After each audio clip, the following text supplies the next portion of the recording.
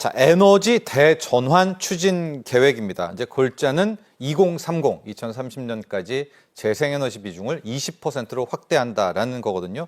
크게 한번 개요와 한번 개념 잡아주시고 하나씩 들어가 보도록 하죠. 네, 그렇습니다. 일단 배경을 좀 봐야 되겠죠. 그렇죠. 왜 이런 얘기가 나왔을까라고 본다 그러면 대전환. 네, 맞습니다.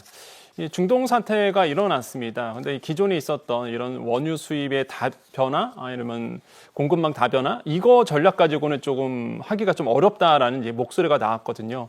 그래서 이제는 에너지 수입 의존도를 좀 획기적으로 낮추기 위해서 결국에는 그럼 재생에너지로 가야 된다라는 이제 아이디어에서 이제 시작이 된 겁니다. 그래서 이제 기후에너지환경부가 에너지 대전환 추진 계획을 그래서 이제 발표한 거고, 그래서 이제 AI 데이터 센터라든지 앞으로의 또한 피지컬 AI 확산, 그러다 보니까 전력망 수급에 대해서 또 고민할 필요가 그렇죠. 있는데 네. 여기에 재생에너지가 꼭 들어갈 수밖에 없는 부분이겠죠. 그래서 이제는 이러한 추진이 나아졌다고 생각을 해보겠고, 핵심 방향은 그겁니다. 결국에는 재생에너지로 간다.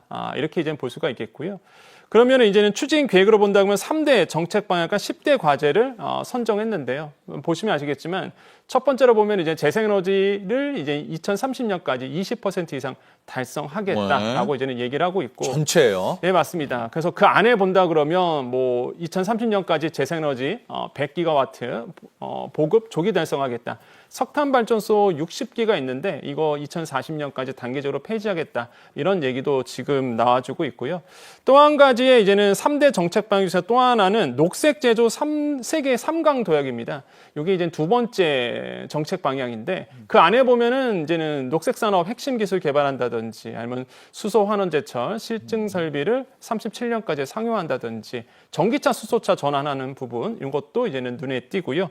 마지막 세 번째 정책 방향은 에너지 전환, 지역 균형 발전인데요. 예. 여기에 보면 뭐 에너지 저장 장치라든지 양수 발전 확대, 그다음에 국민 1,000만 명 이제 햇빛, 바람 소득 마을 전국 확산하겠다 이렇게 이제는 나와주고 있기 때문에 차차 말씀드리겠지만 정말 다양한 방법으로 다양한 과제를 놓고 재생에너지 확대에 정부가 이제 힘을 쏟는다 이렇게 보시면 되겠습니다.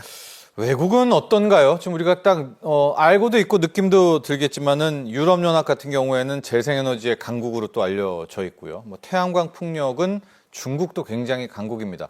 미국도 트럼프 대통령은 좀 이거를 막는다고는 하지만 민간 영역으로 가면 미국도 재생에너지가 상당하거든요. 분위기는 어떤가요? 다른 나라들? 네, 그렇습니다. 일단 재생에너지 본다 그러면요. 이제 외국 사례들을 봐도 정말로 각국 정부가 정부 주도로 해서 재생에너지 활성화에 나서고 있는 상태인데 일단 큰 틀은 그렇습니다. 일단은 탄소 감축 수단에서 이제는 핵심 안보 자산으로 격상을 해서 안보요? 이 재생에너지 부분을 다루고 있다는 게 특징인 거고요. 그래서 이제는 주요국 재생에너지 경쟁에 나서고 있습니다. 대표적인 게 바로 EU죠. 러시아 우크라이나 전쟁이 있었습니다. 그때 이제 EU에서 깜짝 놀랐거든요. 많은 에너지를 러시아 쪽에다가 의존했었는데 이번 그 전쟁으로 인해서 이제 러시아 에너지를 좀 탈피해야 되겠다라고 해서 리파워 EU라는 이제는 추진을 이제 하게 됩니다. 이게 뭐냐 그러면 이제 러시아산 화석 연료를 대체하기 위해서 재생 에너지로 이제 전환한다. EU 쪽에서요. 이렇게 이제 발표를 한 거죠. 그래서 신재생 에너지 전략 가속화 전략이다. 이렇게 이제는 보시면 되겠습니다.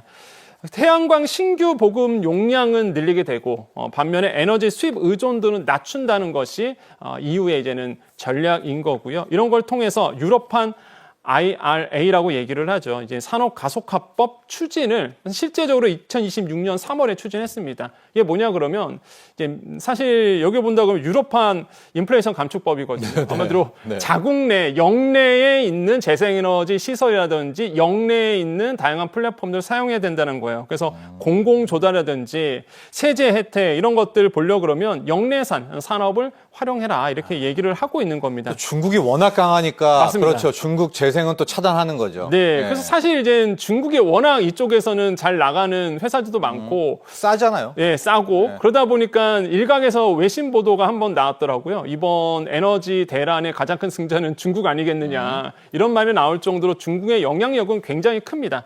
그러니까 EU 안에서도 이걸 알고 있기 때문에 영내에서 차단하기 위해서 영내 거를 써라 이렇게 이제 강조를 하고 있는 것이 산업 가소화법이다 이렇게 보시면 되겠고 이제 영국 가보겠습니다. 뭐 2030년 청전 전력 이행 계획도 이제 이미 발표를 한 상태고요. 특히 재생에너지 직접 투자에 대해서 국영기관의 설립법이 됐습니다. 그래서 국영기관 설립법이 이제 통과가 됐고 또 하나 독일로 가보겠습니다.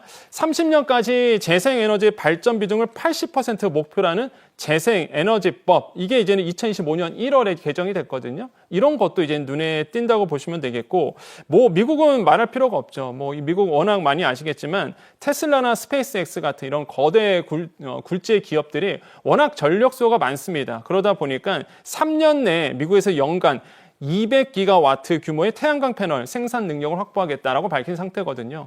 그 정도로 이제는 각국 나라들이 뛰고 있고 중국도 있습니다. 뭐 중국은 워낙 뭐 많이 하고 있으니까요. 이게 보시면요. 30년까지 태양 풍력 발전 설비 용량을 무려 1200기가와트 확충 목표를 이제 설정해 놨는데 이걸 이미 보면은요, 2024년 말에 30년 목표치를 이미 조기 달성한 상태입니다. 그러니까 이게 중국이 굉장히 빠르게 잘 튀어가고 있다라는 거죠. 그래서 이런 것도 보시면 되겠고, 일본도 마찬가지입니다. 에너지 기본 계획을 이미 설립하고 나서, 수립하고 나서 그 절차대로 지금 나가고 있거든요. 네. 그래서 우리도 이런 재생 에너지에 대한 발을 띄고 시작하고 있다 이렇게 말씀을 드릴 수 있습니다. 자, 에너지 대전환 계획 2030년까지는 전체 에너지 발전에서 20%입니다. 그리고 2035년에는 재생에너지 비중을 30%까지 달성을 됐는데 세부 과제를 좀 봐야 되겠습니다. 네. 어떻게라는 게 좀 의문이 남죠?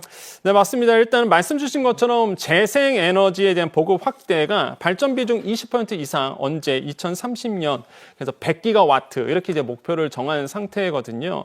그러면 이제는 어떻게 하느냐? 첫 번째로 본다면 석탄 발전 단계적으로 이제 폐지합니다. 이게 뭐냐 그러면 석탄 발전소 한 60기 정도가 있는데요. 2040년까지 단계적으로 이제는 폐지하게 되는 부분이 있겠고요. 당연히 그 부분을 재생에너지로 이제 메꾸게 되는 부분이 있습니다. 폐지 지역 좀 경제적으로 타격이 크겠죠. 그래서 이제는 특별법이 이제 제정이 되는 거고, 그래서 대체 산업 육성을 이뤄갈 수 있도록 이렇게 촘촘하게 이제 정부가 챙길 것으로 보고 있고요. 수명이 잔존하고 있는 21기가 있습니다. 아마 계획대로 간다 그러면 이거는요 안보 전원으로서 이제 활용하는 방안으로 이제 아이디어가 나와주고 있습니다. 열 에너지 재생열 전환합니다. 이게 열 에너지 중요한데 대부분 우리가 열 에너지 쓴다 그러면 이제 가스거든요. 천연가스 수입해 갖고 열 에너지로 바꿔서 공급을 하고 있는데 이렇게 지역 난방 많이 하잖아요. 그래서 이것도 재생에너지로서의 이제는 전환을 이제 추진하게 되는 거고 있고 또 하나가 사실 열 에너지는요. 그동안 우리가 국가 단위로서 관리한 적이 없었습니다. 근데 이번에 국가 단위의 관리 계획이 나와줬기 때문에 이런 것들도 우리가 눈에 띈다. 그래서 이 재생에너지 활성화 대책에 정부가 힘을 쏟고 있다. 이런 측면에서는 굉장히 긍정적이다. 판단해 볼 수 있습니다. 네, 신재생에너지의 투톱하면 태양광과 풍력입니다.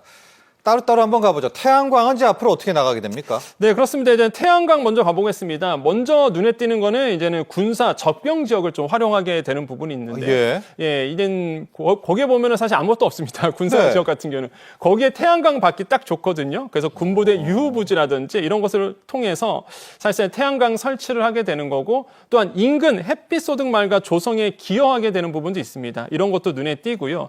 수상 태양광 추진도 합니다. 요거는 새만금 대형 프로젝트에서 들어가는 건데 사실 요거는 사실 뭐 마을 단위라든지 지자체가 하기엔 좀 힘든 부분이 있거든요. 그래서 대규모 사업이다 보니까 이거는 국가에서 나서서 이제 진행을 합니다.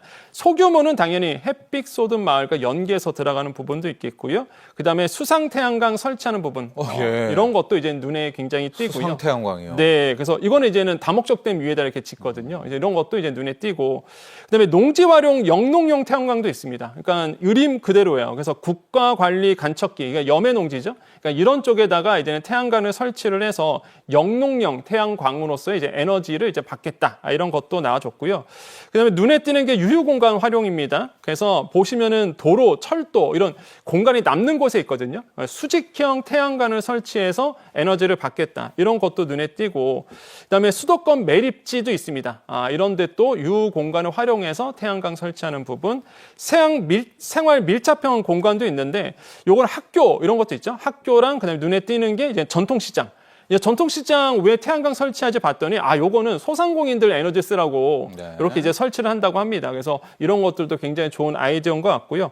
공영 주차장 1,500개소에 태양광을 설치해서 에너지를 이제 받아내는 거. 그렇게 해서 이렇게 다양하게 지금 뭐 태양광 패널에 대해서 태양광 중심의 에너지 정책이 이제 나온 상태입니다. 네, 풍력은 이제 해상풍력특별법도 시행 중이죠. 풍력산업계획도 소개해 주시죠. 네, 그렇습니다. 뭐 재생에너지가 태양광도 있고요. 당연히 이제 풍력도 있죠. 있습니다. 그래서 풍력을 본다 그러면 일단 육상풍력과 그다음에 해상풍력으로 좀 나눠 볼 수 있겠죠. 먼저 이제 육상풍력 가보겠습니다. 범정부 TF를 이제 구성해서 인허가를 좀 손쉽게 하겠다라고 이제 정부가 밝혔고요. 2026년 상반기 중에 30년까지의 중장력 육상풍력 입찰 로드맵을 이제 발표하기로 했습니다. 이런 것도 굉장히 속도감이 빨리 나올 것 같고요. 국유림 대상으로 해서 풍항 우수공업 공공 입지를 이제 개발하겠다. 이런 것도 이번에 발표를 했고요.